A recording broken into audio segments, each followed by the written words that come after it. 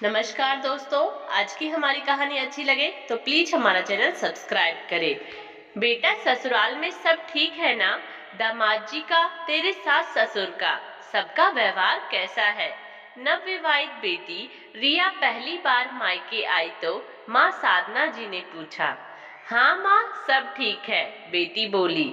कोई परेशानी हो तो मुझे बता सकती हो, साधना जी फिर बोली।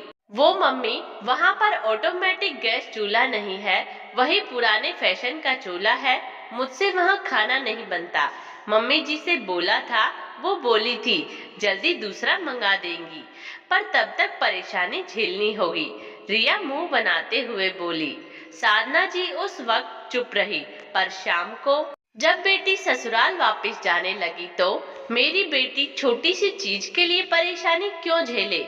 गैस चूल्हा रिया के हाथ में देते हुए साधना जी बोली और बेटी को गले लगा लिया। रिया भी खुशी खुशी वापस चली गई। ससुराल में सास के पूछने पर उसने कहा, मम्मी ने दिलाया है, तो सास चुप हो गई। कुछ दिन बाद रिया अपने मायके कुछ दिन रहने आई। बेटा, गैस चूल्हा सही काम कर रहा है ना? अब तो कोई परेशानी नहीं? साधना जी ने चाय नाश्ते के बाद बेटी से पूछा। हाँ मम्मी, ठीक है, पर वहाँ माइक्रोवेव नहीं है जो खाना झटपट गर्म हो जाए। बार बार गर्मी में गैस के आगे खड़े होकर ही सब काम करने पड़ते हैं, रिया बोली। बेटा, इस माइक्रोवेव को भी गाड़ी में रखवा लो। रिया जिस दिन वापस जा रही थी उस दिन साधना जी बाहर से ही आई, ऑटो रिक्शा से माइक्रोवेव उतरवाते हुए बोली। पर मम्मी, ये आपने क्यों खरीदा? रिया माइक्रोवेव देख बोली। कोई बात नहीं बेटा, तुम यहाँ रहने आई हो, कोई उपहार तो देना ही था, तो यही सही, साधना जी बोली। और रिया इस बार भी खुशी खुशी वापस चली गई। साधना, मुझे लगता है तुम्हें माइक्रोवेव नहीं ना चाहिए था, साधना के पति श्रीकांत बोले। अरे, अपने इकलौती बेटी को ऐसे कैसे परेशान होने दे सकती हूँ मैं छोटी सी चीज के लिए, साधना जी ने कहा और अंदर चली गई। बेटा, दिवाली आ रही है, सबके उपहार तो हमने खरीद लिए, तुम्हें कुछ चाहिए तो बताओ, साधना जी ने बेटी से फोन पर कहा।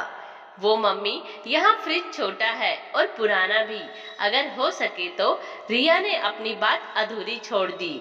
चलो बेटा, मिलते हैं दिवाली पर, साधना जी ने ये कह फोन काट दिया। दिवाली के तोहफों के साथ एक डबल डोर फ्रिज लेकर साधना जी और श्रीकांत जी बेटी के घर पहुंच गए थे। ऐसे ही वक्त गुजरता गया और रिया अपने घर में कुछ न कुछ चीज की कमी का रोना रोती और साधना जी तुरंत वो चीज उपलब्ध करवा देती। श्रीकांत जी पत्नी को बहुत समझाते, पर वो बेटी के मामले में उनकी एक न सुनती। आज रिया की शादी की दूसरी सालगिरह है। साधना जी और श्रीकांत जी बेटी के ससुराल जाने की तैयारी कर ही रहे थे कि रिया वहां आ गई। मम्मी पापा पुलकित, रिया के पति को गाड़ी खरीदनी है जो 10 लाख की है, उसके पास 5 लाख तो है, क्या 5 लाख आप दे सकते हैं? हम जल्दी ही पैसा लौटा देंगे, रिया बोली। पर बेटा, गाड़ी तो हमने दी थी तुम्हारी शादी में, फिर अब दूसरी क्यों? श्रीकांत जी बोले। पापा, वो तो सस्ती वाली है, पुलकित को लेटेस्ट मॉडल लेना है, रिया चहकती हुई बोली। लेकिन बेटा, इतनी बड़ी रकम का इंतजाम तो मुश्किल है, 40-50 हजार की बात होती तो अलग बात थी। अब तुम्हारे पापा भी रिटायर हो गए हैं, साधना जी बोली। रिया नाराज हो घर से चली गई। उसे लगा उसके मम्मी पापा पैसा देना नहीं चाह रहे। पापा को रिटायरमेंट का पैसा तो मिला होगा, जबकि वो नहीं जानती थी रिटायरमेंट के पैसे उसकी शादी के कर्ज में चले गए हैं। रिया बेटा, तुम वापस क्यों आ गई हो? सब ठीक तो है? 2 दिन बाद बेटी को दरवाजे पर देख साधना जी चौंक पड़ी। वो मम्मी, पुलकित नाराज है, बोलते हैं गाड़ी में तुम भी तो घूमोगी, आधे पैसे का जुगाड़ मैंने कर लिया, आधा तुम नहीं ला सकती क्या?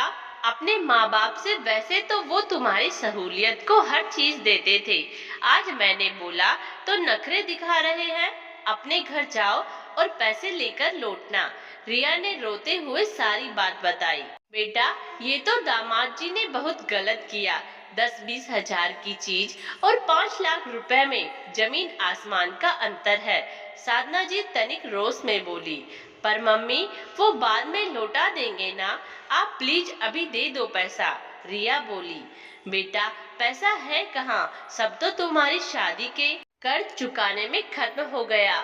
हम खुद अपना गुजारा पेंशन से कर रहे हैं। मैं अभी दामाद जी से बात करता हूँ इस बारे में। श्रीकांत जी वहां आकर बोले और दामाद को फोन लगाया, पर उसने उठाया नहीं।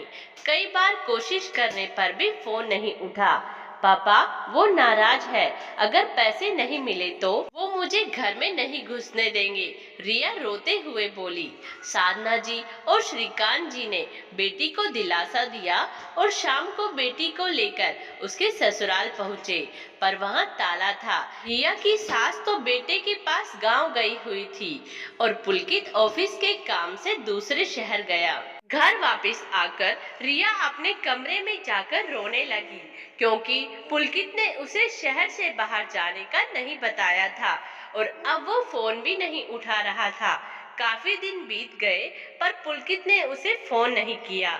उसे ऐसा लग रहा था वो अकेली है, उसका कोई नहीं, क्योंकि पति ने पैसों के लिए उसकी सुध नहीं ली और उसे लगता था माँ बाप पैसा देना नहीं चाहते। साधना, ये सब तुम्हारा किया धरा है। मैं तुम्हें पहले ही कहता था, यूं हर बार बेटी की मदद करना ठीक नहीं। तुम्हारे बार बार बेटी को जरूरत का सामान देने से बेटी और दामाद को ये लगने लगा है हम कैसे भी करके उन्हें पैसे देंगे ही। आज जो तुम्हारी बेटी यूं घर बैठी है, उसमें गलती तुम्हारी ही है। क्या हो जाता अगर वो साधारण चूल्हा इस्तेमाल करती, छोटा फ्रिज इस्तेमाल करती या बाकी चीजें ना इस्तेमाल करती। श्रीकांत जी पत्नी से गुस्से में बोले। सही कहा आपने, मुझे लगा था मैं अपनी इकलौती बेटी की मदद कर रही हूँ, पर नहीं जानती थी मैं तो उसे पंगु बना रही हूँ। बहुत बड़ी गलती हो गई मुझसे, पर अब इसे किसी तरह सुधारिए। साधना जी दुखी हो बोली। चलते हैं कल समधन जी के पास, मुझे यकीन है वो पुलकित को जरूर समझाएंगी। श्रीकांत जी बोले। अगले दिन सुबह ही वो रिया को लेकर पुलकित के भाई के घर चले गए। वहाँ रिया की सास से बात हुई। उन्हें नहीं पता था रिया को पुलकित ने मायके भेज दिया है। हालांकि उन्होंने भी साधना जी और श्रीकांत जी से कहा कि आज जो हुआ उसमें कहीं न कहीं वे दोनों जिम्मेदार है। बेटी की शादी की है तो उसे थोड़ा खुद भी संघर्ष करने दीजिए। जरूरी नहीं जो पीहर में हो वही ससुराल में भी हो। फिर उन्होंने तुरंत पुलकित को फोन करके आने को कहा।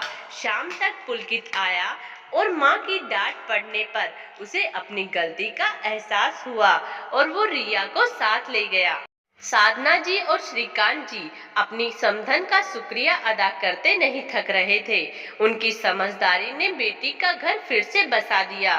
दोस्तों, ऐसा अक्सर होता है, बेटी को ससुराल में थोड़ी भी परेशानी हो या किसी चीज की कमी हो, माता पिता तुरंत दिला देते हैं। जरूरत बाद में आदत बन जाती है और बेटी दामाद अनावश्यक मांगे करने लगते हैं, जिनको पूरा न करने की दशा में बेटी को परेशानी भी झेलनी पड़ जाती या रिश्तों में खटास आ जाती है।